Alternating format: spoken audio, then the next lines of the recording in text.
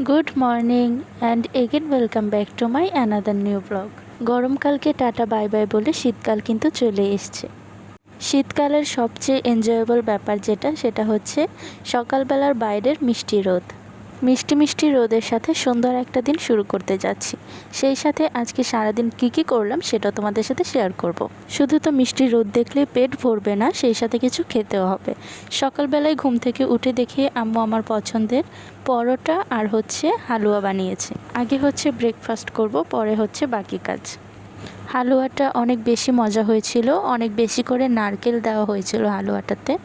তো ব্রেকফাস্ট শেষ করে ঘর গোছানোর কাজে লেগে পড়েছি। পেট ভরা থাকলে সব কাজ করতেই ভালো লাগে, তাই আমি আগে খেয়ে নিই, তারপর ঘরের যা কাজ টাজ আছে সেগুলো করি। তো দেখতে দেখতে আমার ঘর গোছানোটাও প্রায় শেষ।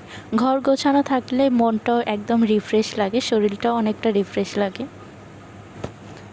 তো সন্ধ্যার দিকে আমি আর আম্মু একটু বের হয়েছিলাম বাইরে হাঁটতে। আমরা দুজনেই যেদিন একসাথে বাড়িতে থাকি সেদিনই চেষ্টা করি আম্মুকে নিয়ে একটু বাইরে যাওয়ার বা একটু ঘোরাফেরা করার।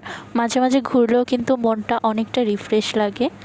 আমি তো এমনিতে যখন ইচ্ছা তখনই বাইরে বের হয়ে যেতে পারি, মানে ঘুরতে যেতে পারি, কিন্তু আম্মুর সবসময় বাইরে যাওয়া হয় না, তাই আজকে আম্মুকে নিয়ে একটু বাইরে বের হয়েছি। তো আমরা ঘুরতে ঘুরতে স্টেশন চলে এসেছি। এখানে চা জাঙ্গাল বলে একটা টি স্টল আছে। আগে পরেও আমি এটার চা ট্রাই করেছি, অনেক বেশি মজা এখানকার সব ধরনের চা। এখানে পোড়া রুটি, মালাই চা, তারপর তেঁতুল চা, সব রকমের চাই মোটামুটি পাওয়া যায়। এদিকে ট্রেন আসছিল যাচ্ছিল আর আমরা বসে বসে চা খাচ্ছি আর ট্রেন দেখছি, বিভিন্ন যাত্রী দেখছি। এটা আমরা ভীষণ এনজয় করছিলাম। তখন অনেক ঘোরাঘুরি হয়েছে, এবার বাড়িতে যাওয়ার পালা। তো কিছু খাবার কিনে আমরা বাড়ির দিকে রওনা হলাম।